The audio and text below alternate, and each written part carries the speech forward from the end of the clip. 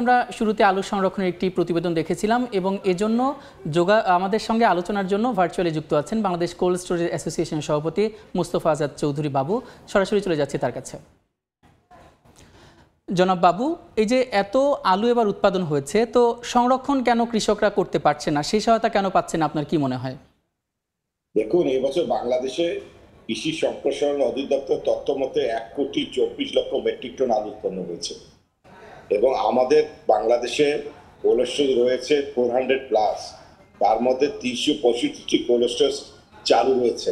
আমাদের ক্যাপাসিটি 35 লক্ষ থেকে 40 লক্ষ মেট্রিক টন আলু।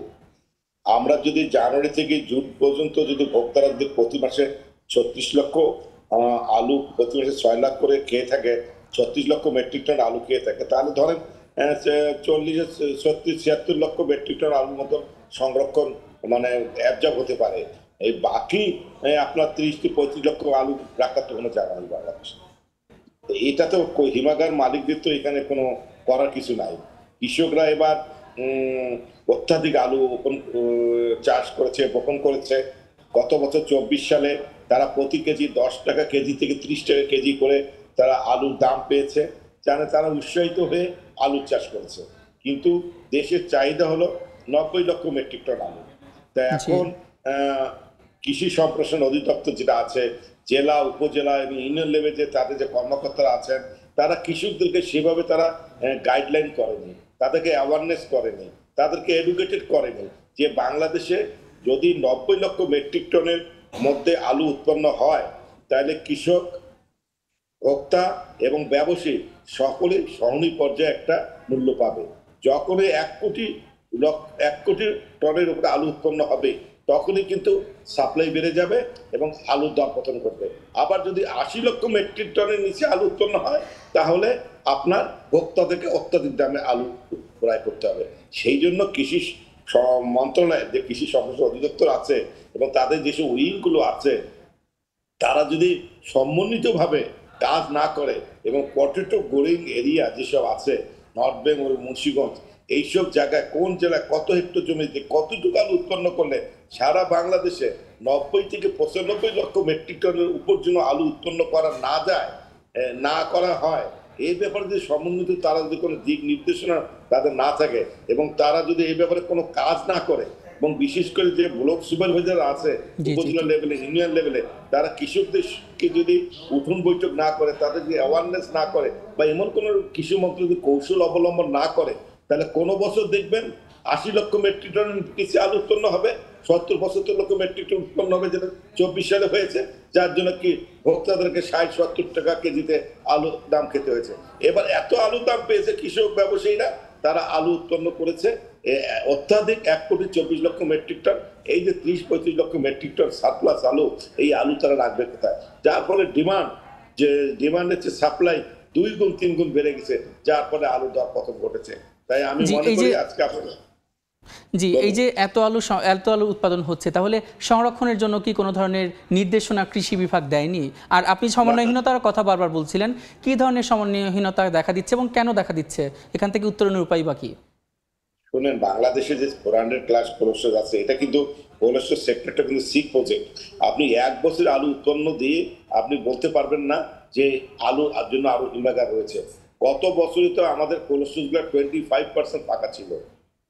সেই জন্য আমি যেটা সমন্বয়হীনতার কথা বলছি, মানে আমার দেশের চাহিদা কত, এইটা তো আগে নির্ধারণ করতে। আমরা গত সপ্তাহে ভোক্তা অধিদপ্তরে আমরা সভা করেছিলাম, কৃষি বিভিন্ন অধিদপ্তরের কর্মকর্তারা এসেছিলেন, ভোক্তা মহাপরিচালক জানতে চেয়েছিলেন যে আমাদের দেশে আলুর চাহিদা কত। সরকারি কৃষি সম্প্রসারণ অধিদপ্তর বলতে পারে না, কৃষি বিপণন অধিদপ্তর বলতে পারে না। তা আমার চাহিদা কত এটা যদি সরকার বলতে না পারে, তাহলে কিভাবে তারা কর্মসূচি গ্রহণ করবে? তবে আমরা হিমাগার মালিকরা, আমরা যেটা অভিজ্ঞতা থেকে বলছি, আমাদের কোর্সে যে আলু ক্যাপাসিটি আছে যাতে আলু সংরক্ষণ হয়, আমাদের অভিজ্ঞতায় আমরা মনে করি বাংলাদেশের 90 লক্ষ মেট্রিক টন হলো আলুর চাহিদা, 80 লক্ষ মেট্রিক টনের মতন হলো খাওয়ার আলুর চাহিদা, আর 10 লক্ষ মেট্রিক টন হলো বীজ আলুর চাহিদা।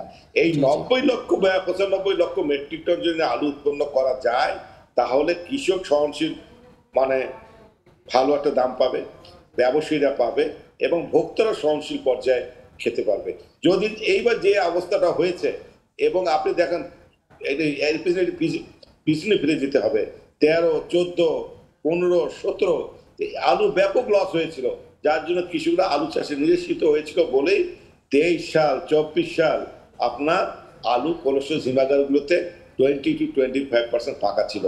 এবং আমরা মনে করি 23 এবং 24 সালে 70 থেকে 75 লক্ষ মেট্রিক টনের বেশি আলু উৎপন্ন হয়নি, যার জন্য বাজারে 15 থেকে 20 লক্ষ মেট্রিক টন আলু 23-24 সালে শর্টেজ ছিল বলেই আলুর অস্বাভাবিক দাম বৃদ্ধি পেয়েছিল।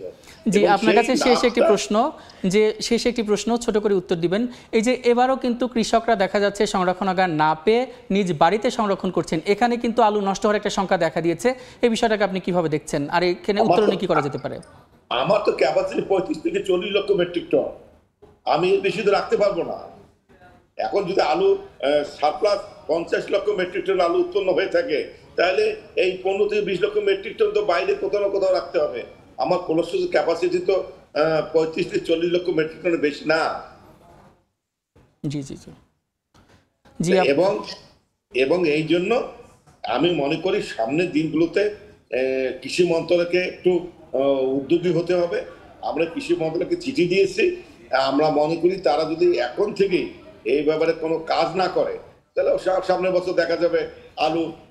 জি জনাব বাবু, এটাই আমাদের প্রত্যাশা, যেন কৃষি মন্ত্রণালয়, কৃষি বিভাগ যেন এটা নিয়ে কাজ করে এবং দেশের যারা কৃষক আছেন তারা যেন আলুতে বেনিফিট পান এবং আমরা যারা ভোক্তা আছি তারাও যেন আমরা সেটা ভালো দামে কিনতে পারি। আপনাকে অসংখ্য ধন্যবাদ এই সময়ের বাণিজ্যে আসার জন্য। ধন্যবাদ। দর্শক, এতক্ষণ আমরা আলোচনা করছিলাম আলু সংরক্ষণ নিয়ে, আর এজন্য আমাদের সঙ্গে ভার্চুয়ালি যুক্ত ছিলেন বাংলাদেশ কোল্ড স্টোরেজ অ্যাসোসিয়েশন সভাপতি জনাব মুস্তফা বাবু।